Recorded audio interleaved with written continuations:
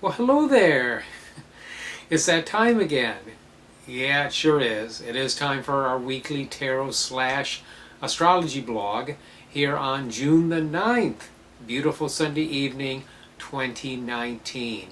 Of course, as usual, I am going to go over some Tarot de Marseille trump cards and look at very little astrology this week. You'll see why. Please stay tuned. Spit it out.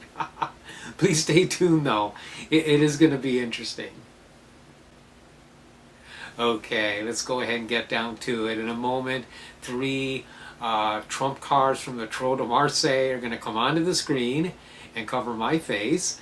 And the cards that we have for this week are going to be the Hierophant, the World, or excuse me, I'm sorry, well, it is Pope or Hierophant, okay? I try to go with the Tarot de Marseille terminology, okay?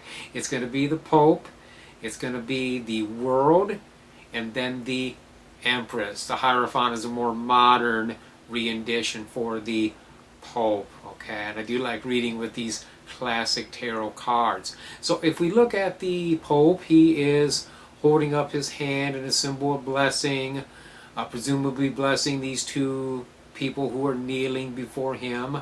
He holds in their hand a scepter, okay, which could be seen as a symbol of knowledge or some sort of rulership.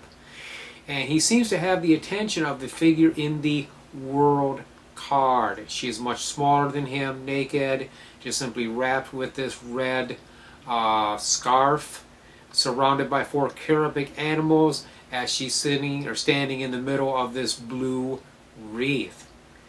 Now the Empress says, I don't want to be ruled by the Pope. Okay, I'm going to take that bird that's in the upper right hand corner. I'm going to stick it in the middle of this mandala thing, all right, this blue wreath, and I'm going to make it into a shield. I'm going to carry it under my arm as I sit here. Okay, we can see the similarities of the bird on the shield, the bird in the upper right hand corner of the World card. She is looking towards the future, holding her scepter, very relaxed, but she does have power of rulership. So this week is a time when we can take more control. We can say, okay, I'm not going to be ruled by things so much outside of myself. I'm going to take possession. I'm going to take charge, and I am going to be more self-determined. And to me, that's a useful value. Okay, looking at her astrology, as I said, very little. There's no aspects that I like this week. Even on days where there's decent aspects, again, we have the moon or we have the moon squaring either Saturn or Mars. And then later on in the week, we're going to have like Mars in opposition to Saturn. I mean, these are just energies you don't want to really play with, okay? So I'm not going to do any heavy astrological workings this week. I, of course, would do any kind of ritual or meditation to, in general, attract things to me that I want, okay? Whether that be money, love, healing. Sure, we can do those sort of workings. I'm just not going to advise any specific planetary work, so to say, because of the kind of aspects, negative aspects, that I was picking up in my ephemeris this evening. Okay, well there you go. There is your tarot slash astrology blog.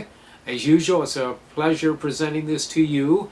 We do have another week of attraction left, and we're going to go into the full moon next week. So this is a good time with the waxing moon to still try to bring in good energy. I hope you're successful in doing that, and that you enjoy your week. Until I see you next week, many, many blessings.